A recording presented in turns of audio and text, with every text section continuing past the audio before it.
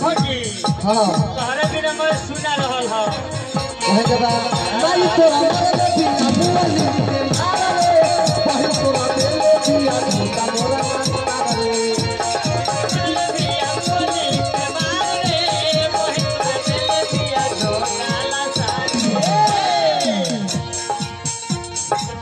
गाली देले बड़ा पीस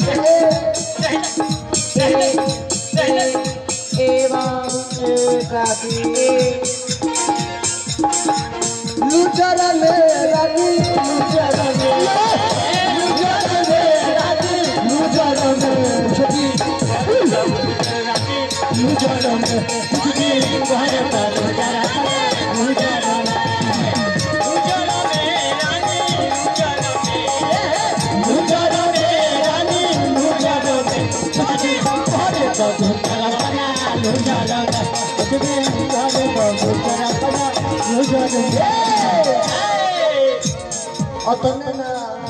अब का हमारा के मरले बोलबे मुअली के मारा रे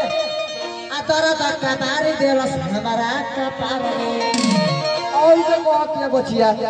कि कोई ले बाजुलु मुना आता ना कोई बाजुलु मुना आता ना अच्छा ले काला दा के दामल होवे हो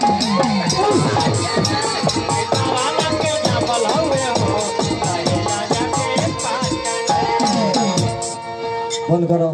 होई अभी होई जोनो पलक्स में भेजे ए बबुआ फौजी हेलो तनी भूत खेला दे खाली खाली भूत खेला एक जाति के नया नया बियाह रहता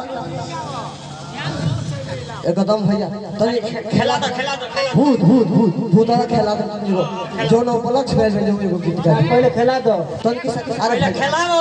आई मजा आई पहले खेलाओ अरे उठी हो है कि गजब गजब के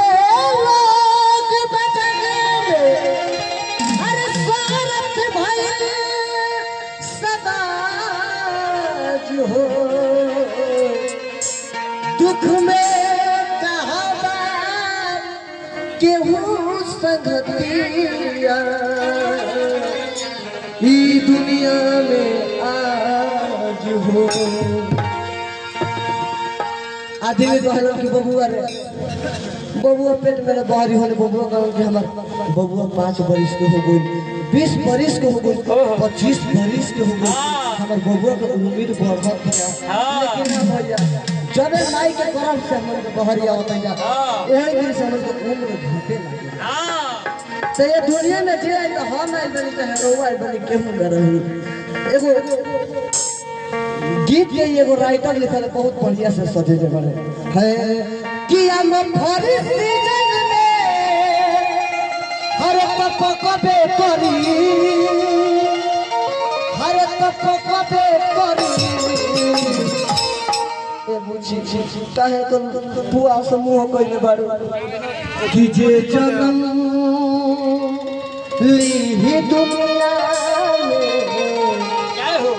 उमर बे करी चाचा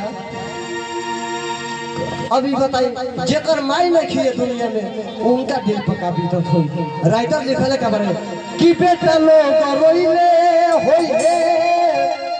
हर पुका अपन फा